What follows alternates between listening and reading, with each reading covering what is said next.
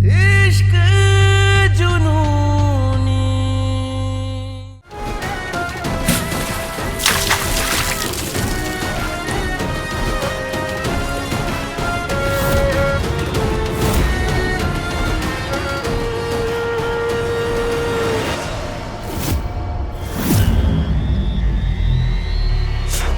गुरु के नाम का रंग सिर्फ मुझ पे चढ़ेगा, तुम पे नहीं।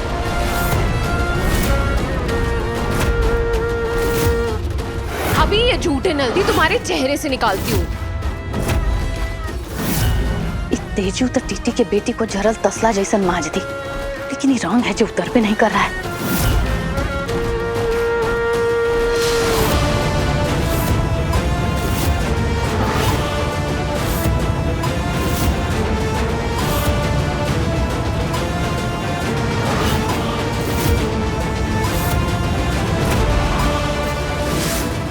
तेजस्वी, तुम जिद में डूबी हो और मैं इश्क हो या लगन की हल्दी, एक बार जो रंग चढ़ जाता है वो तारे नहीं उतरता। और ये झूठन हल्दी तुम्हारी तरफ से तोहफा है मुझे तो इसकी जरूरत भी नहीं थी। मुझ पर तो गुरु की झूठन की हल्दी का रंग कब का चढ़ चुका, लेकिन हाँ, वो बात अलग है कि तब मैं राजी नहीं थी। और अब ये वापस चली जाओ तेजस्वी, तुम्हारा ये तेज मुझसे मेरा प्यार नहीं छीन पाएगा। गुरु तुम्हें कभी नहीं मिलेगा।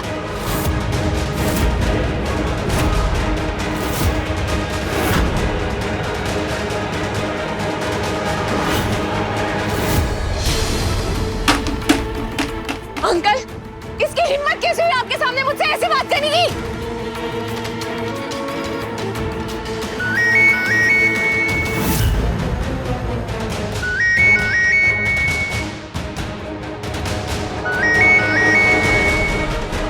Sister, hello. डॉक्टर, पेशेंट की दवाई बदलने का टाइम हो रहा है तो आप हॉस्पिटल जल्दी आ जाइए। मैं भी आती हूँ।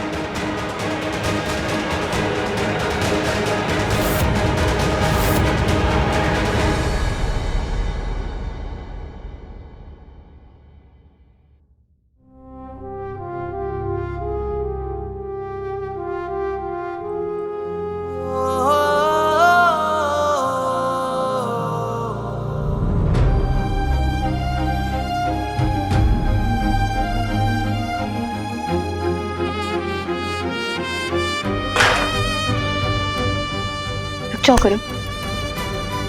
क्या है?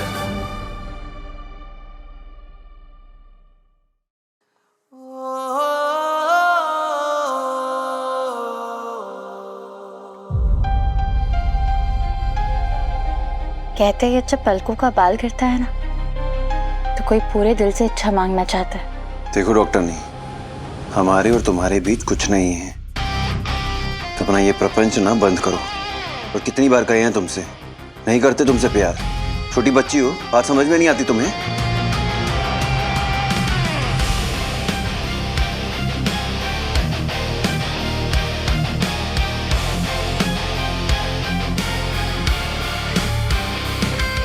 तुम्हें नहीं मानना तो मत मानो, पर मैंने तुम्हारे हिस्से की दुआ मांग ली।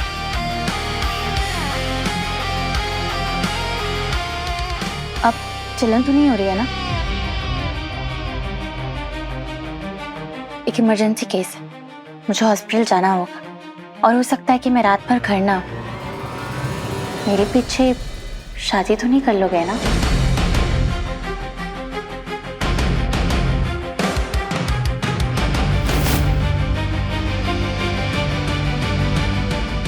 जैकेट नहीं पहनोगे गुरु?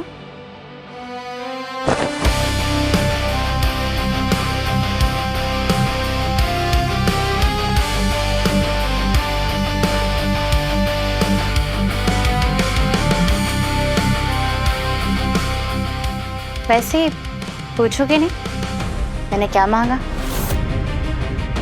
तुम्हारा और मेरा 7 जन्म का साथ, मेरे साथ ही।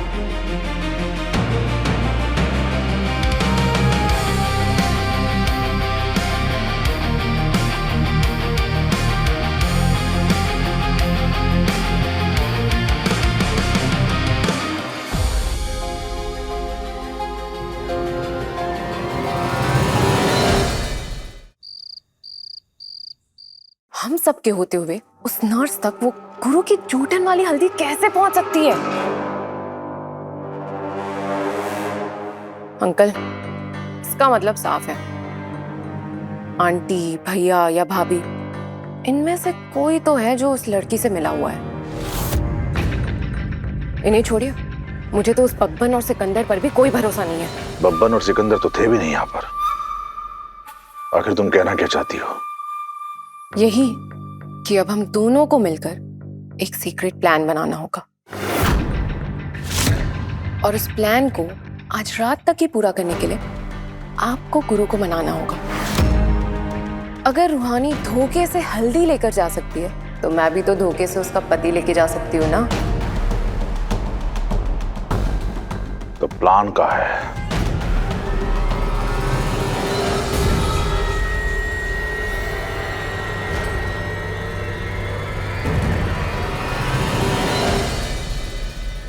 मैं मीर से मिलने जा रही हूँ आईसीयू में।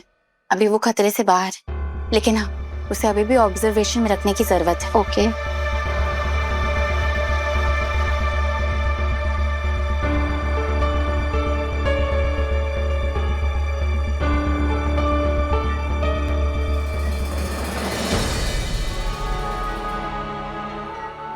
पल्स मजबूत है, अब अपना दिल भी मजबूत कर लो।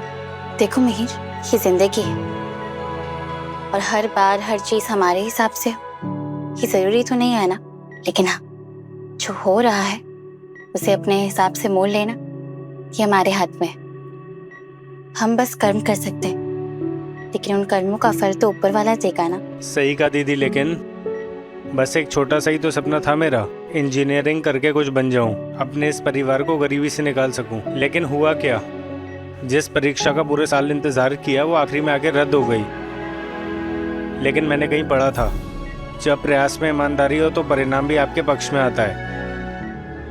मैं हार नहीं मानूंगा दीदी, मैं फिर से कोशिश करूंगा और अपने जैसे हर हुए को मदद करूंगा। गुड बॉय, चलो अब आराम करो।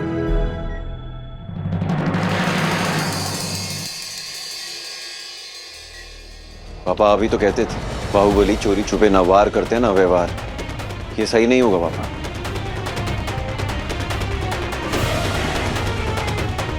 तो जो उस टीटी की बेटी ने तुम्हारे साथ किया, तुम्हारी झूठन हल्दी चुराई, वो सही था? बेटा, भगवान श्री कृष्ण कहते हैं कि युद्ध कोई भी हो पर उसे जीतने के लिए साम दाम दंड भेद का इस्तेमाल करना चाहिए।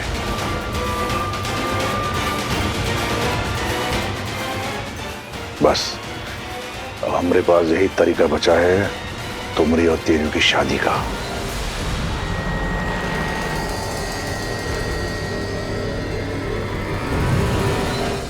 अरे गुरु बाबू सोच का रहे हैं? हाँ बोल दीजिए। जीजी के अम्मा, जीजा जी आपसे बड़े हैं, अपने आपका भला ही सोचेंगे ना।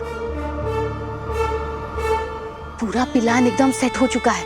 त्रिपुरारी जी तय जगह पर तेजू को लेकर पहुंच जाएंगे, बस आपको वहां पहुंच जाना है। का जीजा जी? और कोई तरीका भी तो नहीं है उस चीटी की बेटी से छुटकारा पाने का।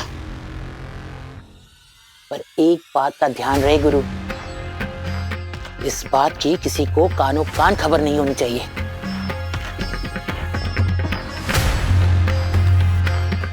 बस एक बार ये शादी हो जाए, फिर तेजू को कहकर उस डॉक्टरनी को धक्के मार के घर से बाहर निकलवाएंगे। और फिर क्या है, फिर पूरे शहर को दावत देंगे और पुरानी सारी कसर पूरी कर देंगे। क्यों, सही है ना? सही कह रही है अम्मा। बोलो बेटा, तुम्हें मंजूर है ना?